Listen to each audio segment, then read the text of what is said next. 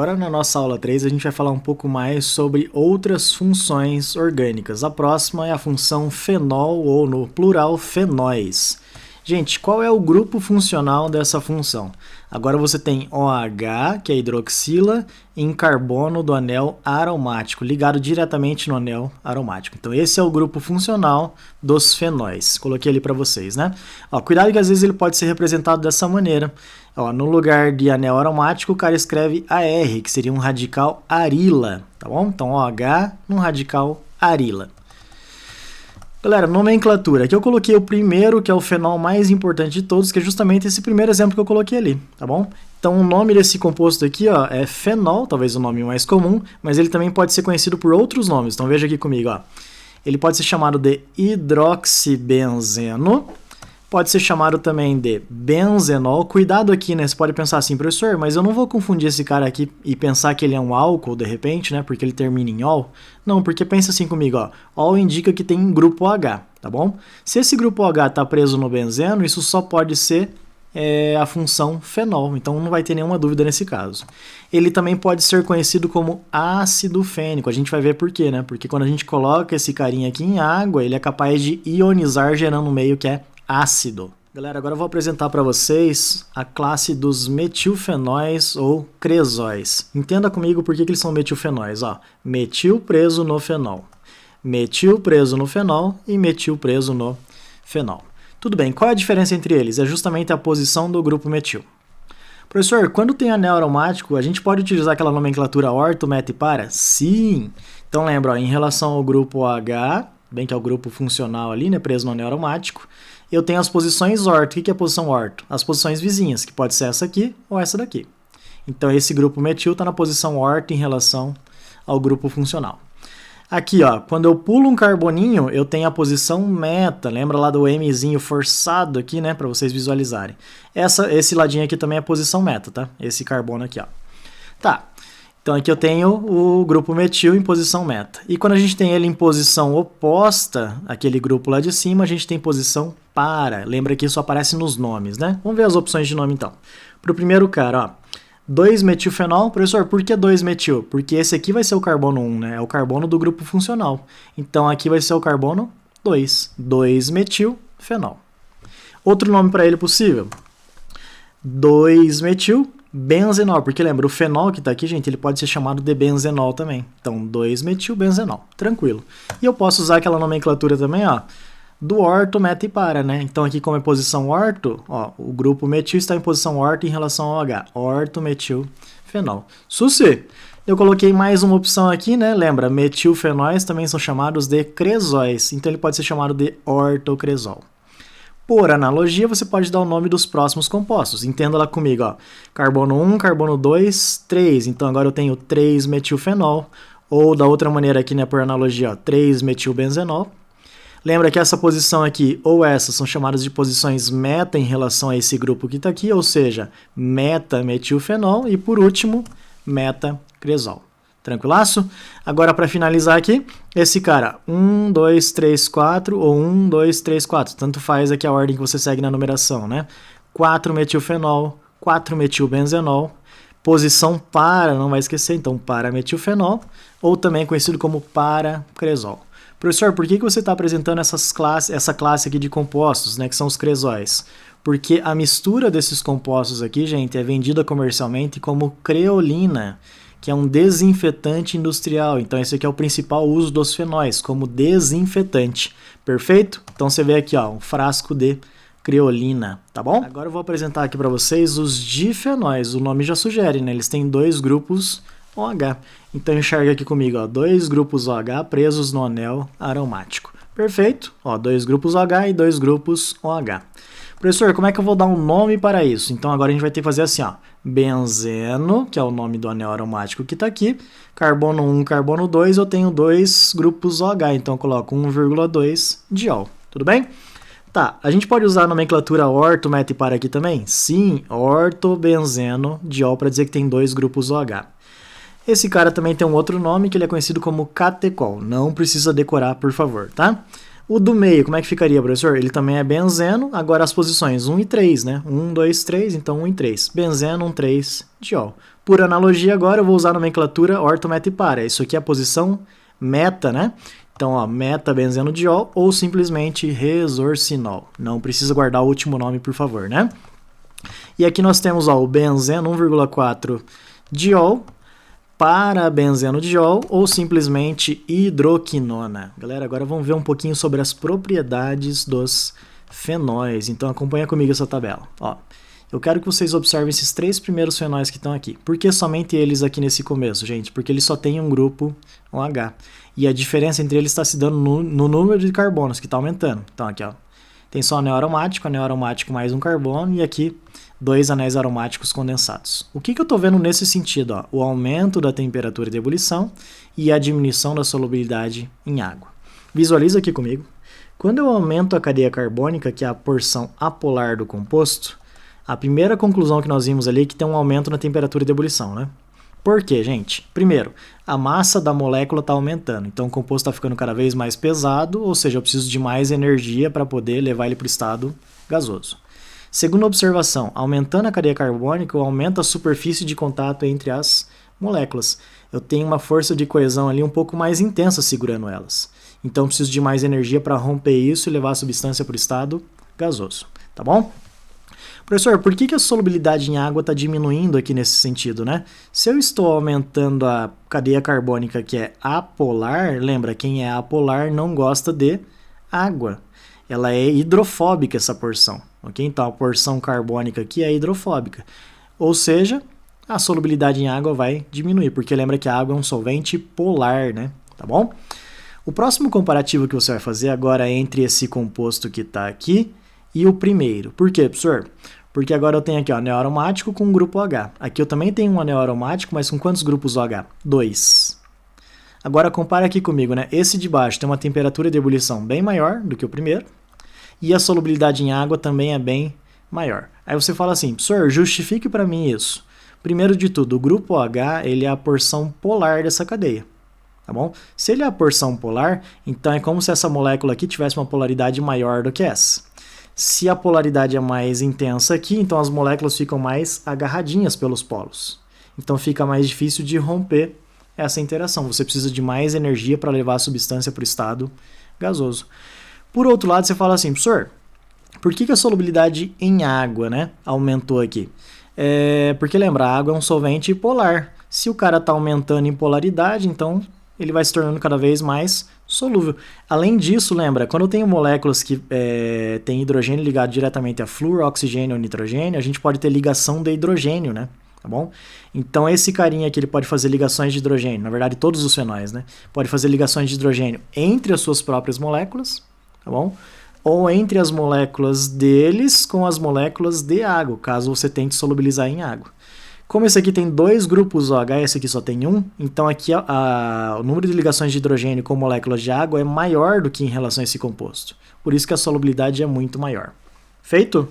Galera, agora eu vou apresentar uma característica bem importante dos fenóis, que é isso aqui, ó. Os fenóis sofrem ionização quando colocados em água. Eles apresentam um caráter ácido, geram uma solução aquosa ácida. Olha que interessante. Fenol comum, colocado em água, olha o que a água tem o poder de fazer, ó. Retirar esse hidrogênio na forma de H+, que daí combina com a água e forma H3 ou mais. Lembra, a espécie responsável pela acidez, né, que a gente chama de cátion hidrônio, mas que é equivalente àquele H+ dos ácidos, tá bom? E a gente gera o respectivo ânion, já que tem um cátion aqui vai ter que ter um ânion. Então, o nosso fenol, quando ionizado, gera meio ácido, tudo bem? E o ânion fenóxido. Eu coloquei aqui para vocês, ó, os fenóis apresentam o caráter ácido mais forte do que os álcoois, porque lembra, quando eu colocava álcool em água, o álcool não ionizava, não gerava meio ácido. Já os fenóis, sim, coloquei ele em água, ele tem caráter ácido, tá bom? Meus queridos, agora a gente vai ver a função enol, ou no plural, enóis. Eu coloquei uma zoeira aqui, tá? Enóis. Ó, grupo funcional é quando eu tenho hidroxila em carbono de dupla, não aromático, tá bom? Então cuidado na hora de reconhecer hidroxila em carbono de dupla que não é aromático. Galera, Os enóis são compostos instáveis e eles ocorrem sempre na forma de equilíbrios. Vamos ver o que é isso, né, gente? Eu chamei aqui de tautomeria, né, mas não vou entrar nesse mérito ainda. Primeiro exemplo, equilíbrio ceto-enólico. Eu estou dizendo para você que existe um equilíbrio entre enol e cetona. É uma das possibilidades, né? Visualiza comigo só para vocês entenderem. Aqui eu tenho hidroxila num carbono de dupla que não é aromático. Enol. Essa é a função enol. Desse lado aqui tem uma função que a gente não viu ainda, que a gente vai ver depois, né? Normal isso, que é a função cetona. Como que você reconhece cetona? Eu tenho carbonila, C-O, entre carbonos. Tá bom? Isso é uma cetona. Aí você fala, professor, por que esses caras aqui estão separados por uma dupla seta? Porque isso aqui é um equilíbrio químico. Eu estou dizendo para você que esses compostos aqui coexistem, ou seja, existem simultaneamente. Perfeito? Aí você fala assim, professor, por que eu estou fechando a dupla aqui no oxigênio nesse caso? Ó? Porque lembra, quem que é o átomo mais eletronegativo aqui entre esses caras aqui? Ó? Com certeza é o oxigênio. Se ele é mais eletronegativo, ele atrai o que para ele? Os elétrons. Então essa dupla aqui, ó, que nós chamamos de ligação π, né? Ela vai ser atraída para o oxigênio e esse hidrogênio acaba descendo. Então você pode pensar assim, ó, para ter esse equilíbrio aqui cetenólico, né? Você pode pensar assim, ó, a ligação π sobe e o hidrogênio desce. A ligação π sobe e o hidrogênio desce. É claro que isso depende do desenho, né? Aqui no caso ele está subindo porque o OH está para cima, tá bom? Por que ele fecha a dupla aqui então no oxigênio? Porque o oxigênio é muito eletronegativo, atrai os elétrons para ele. Só que se ele fechar uma dupla aqui com oxigênio, uma carbonila, né? A gente vai ter que tirar esse hidrogênio aqui e passar pro carbonílio, senão ele vai ficar deficiente de ligações. Isso não acontece. Aí você fala assim, professor, então nesse caso o meu enol ele está em equilíbrio com uma acetona? Sim, eles coexistem. Bom, existem simultaneamente. Aí você pergunta, professor, algum deles tem a preferência na existência? Sim. Com certeza a cetona é a forma que vai estar em maior quantidade, maior concentração. Aí você fala, por quê, professor? Porque lembra, né? O que é mais comum? Você fechar a dupla com um elemento muito eletronegativo ou fechar uma dupla aqui entre elementos iguais, ó, 2 carbonos? Com certeza aqui, né, gente? Tá bom? Então a concentração de cetona nesse equilíbrio é muito maior. Mas a gente vai ter um pouquinho do enol, por isso que a gente diz que os enóis coexistem com, nesse caso aqui, com as cetonas. Perfeito? Nome para ele, veja aqui comigo. Prop, 3 carbonos. Eu vou começar a numeração daqui para dar a menor numeração para a dupla, tá bom? Então vai ficar 1N, que está entre carbonos 1 e 2. E no carbono 2 eu tenho o OH, então eu coloco 2O. Assim você tem um enol aqui, né? A nomenclatura dele. Aqui seria a nomenclatura de cetonas, não vou entrar no mérito ainda, mas é bem simples. Ó, 3 carbonos prop, simples ligação entre os átomos de carbono AN e final ONA de cetonas. Susi, esse é o primeiro exemplo. Segundo exemplo em que podem aparecer os enóis, ó, no equilíbrio aldoenólico. Agora é equilíbrio entre enol e aldeído, que é outra função que vocês não viram ainda. Enxerga aqui comigo. Qual que é a diferença desse enol para o anterior? No anterior, o grupo H não estava no carbono da extremidade, ele estava no carbono do meio. Ok? Tá, quando ele está na extremidade, olha o que vai acontecer. Idêntico ao exemplo anterior. Eu tenho uma dupla entre carbonos, ok? Que está vizinha aqui dessa ligação carbono-oxigênio. O oxigênio é muito eletronegativo, atrai os elétrons da ligação π para ele, fechando uma dupla. Mas quando você fecha a dupla aqui, o que tem que acontecer com esse hidrogênio aqui? Ele tem que ir lá pro carboninho para satisfazer a quarta ligação do carbono. Senão dá tudo errado, né? Então, ó, fechei a dupla ali. Ó, a ligação π sobe e o hidrogênio desce. Perfeito? Então aqui eu tenho a função enol, ó, OH num carbono de dupla que não é aromático, e aqui eu tenho a função aldeído, que é quando eu tenho carbonila, mas ó, ligado diretamente a um hidrogênio, tá bom? Então, enol com aldeído. Professor, eles coexistem também? Sim, existem simultaneamente. Então, no momento que eu gerei esse enol, eu também vou ter o aldeído. Então, cuidado. Professor, como é que eu vou saber se é cetenólico ou aldenólico? Se o grupo H estiver no carbono central, no meio ali, né? Não tiver nenhum carbono da extremidade, você vai gerar uma cetona, que foi o exemplo anterior. Agora, se o grupo H estiver num carbono da extremidade, poderia ser esse ou esse aqui, né? Desde que aqui tivesse a dupla, ó, desde que tivesse a dupla aqui, você teria um aldeído em equilíbrio com esse cara, tá bom? Nome para ele, 3 carboninhos prop. Começa a numeração a partir dessa extremidade aqui, né? Que a dupla ali tem que receber a menor numeração, juntamente com o grupo funcional. Então vai ficar 1, 2, 3. Então 1N, está entre carbonos 1 e 2. E no carbono 1 eu tenho o grupo funcional, que é a hidroxila. E aqui seria o propanal, que é um aldeído. Então, ó, 3 carbonos prop, simples ligação entre os átomos de carbono e final aldeído. Maravilha? Galera, para a gente fechar, vou apresentar para vocês as propriedades dos enóis. Bem simples, ó. Por serem instáveis, as propriedades físicas dos enóis não têm um comportamento pré-determinado. Lembra, né? Os enóis eles coexistem sempre com outra função, seja um aldeído ou seja um enol. Então fica difícil você determinar a propriedade desses compostos, porque ele está sempre misturado com aquelas outras funções. E aí eu coloquei aqui para vocês, ó, de modo geral, podemos dizer que a solubilidade em água apresenta características semelhantes aos álcoois. Porque lembra, assim como os álcoois, esses caras aqui têm grupo OH, tá bom? Então a solubilidade em água é bastante parecida com essa outra função. Fechou? Galera, agora vamos ver a função éter, ou no plural, éteres. Como é que você vai guardar isso? Ó, o grupo funcional é ROR, ROR ou AROAR. Aí você fala, professor, o que era R? Radical alquila, que são aqueles radicais normais. Metil, etil, isopropil, assim por diante. Professor, o que é radical AR? É arila, que são anéis aromáticos, tá bom? Tá, professor, como é que eu vou guardar isso aqui mais fácil? Guarda isso aqui, é terror, tudo junto, é terror. Por quê, professor? Porque ó, a função éter, como que eu reconheço ela? Quando eu tenho ROR. Então, um macete para você, né? ROR. Aí você fala assim, professor, posso guardar só que é carbono, oxigênio, carbono? Perfeito, melhor coisa. Carbono, oxigênio, carbono. Tá, professor, se o oxigênio está entre os carbonos, a gente pode chamar ele de heteroátomo? Sim, então aqui na função éter nós temos o heteroátomo, que é o oxigênio, que é um elemento diferente de carbono entre os carbonos, tá bom? Professor, mas por que é terror? Não estou entendendo. Porque, ó, um dos primeiros usos do éter comum, que a gente vai ver ali depois, né, é como anestésico. Então os caras utilizavam ele aqui, ó, deixavam embebido num paninho e colocava lá para a pessoa respirar para que ela desmaiasse, tá bom? E daí eles poderiam fazer cirurgias. Qual que é o problema? Por que parou de se utilizar? Porque ele é um composto muito volátil, muito tóxico e também é inflamável. Então tem alguns relatos históricos de que ao fazer essas cirurgias aqui em ambientes fechados, houveram explosões, por exemplo, que é um composto inflamável. Galera, nós podemos classificar os éteres como simétricos ou assimétricos. Bem simples, acompanha aqui comigo. Ó, separei o oxigênio. Bem, reconheci que ele é um éter primeiro, né? COC, ó, carbono, oxigênio, carbono. Perfeito. Separei o oxigênio, eu tenho o mesmo radical desse lado e desse lado. Marquei ali para vocês. Com certeza isso aqui é um éter simétrico. Tranquilaço, né? Se esses radicais aqui carbônicos forem diferentes entre si, então, ó, COC é éter, tudo bem?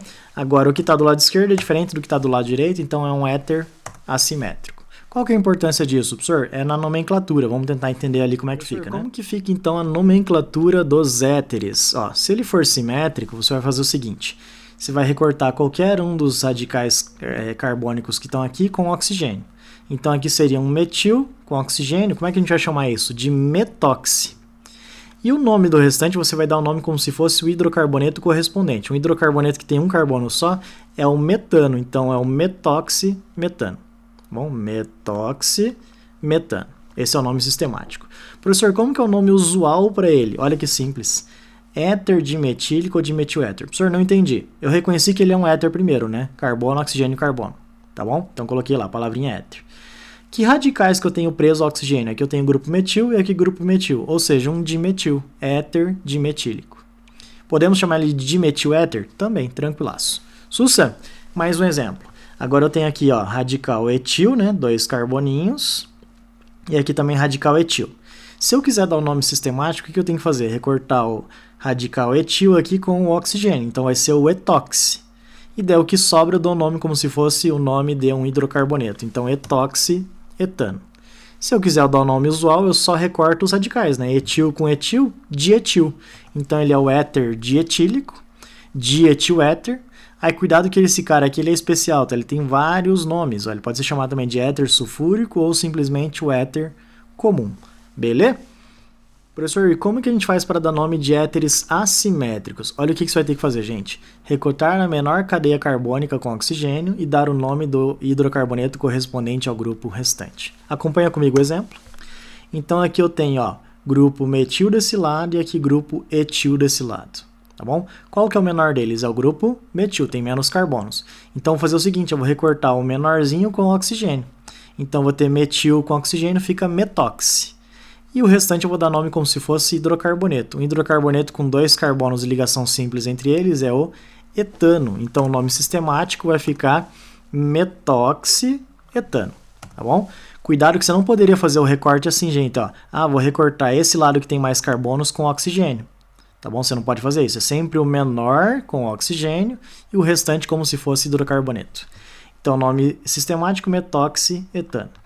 Nome usual, professor. Lembra, eu vou fazer o recorte ao redor do oxigênio agora, tá? Aqui eu tenho o radical metil e aqui eu tenho o radical etil. É só eu citar esses radicais em ordem alfabética. Então vai ficar assim, ó, éter, porque ele é um éter, né? Tem COC, tá bom? R ou R, lembra, né?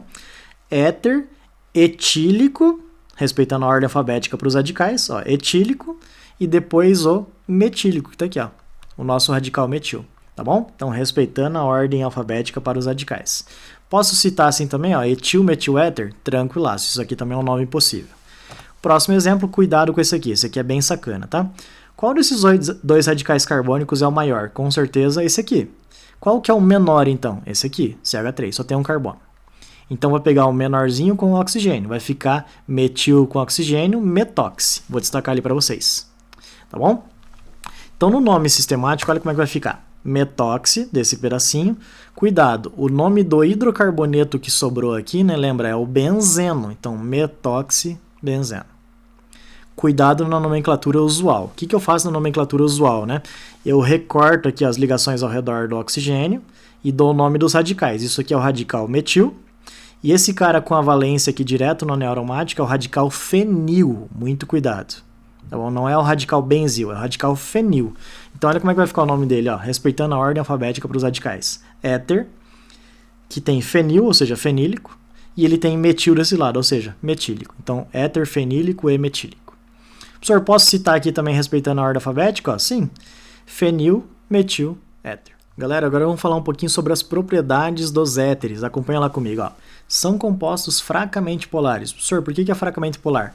Como ele tem carbono, oxigênio, carbono, aquele oxigênio ali é o causador de uma certa polaridade naquela molécula. Muito fraquinha, tá bom? Ó, assim o metoximetano, o menor éter possível, ele é gasoso, sendo os demais líquidos normalmente voláteis. Galera, os éteres eles podem realizar ligação de hidrogênio, lembra? É um tipo de força de coesão entre moléculas, né?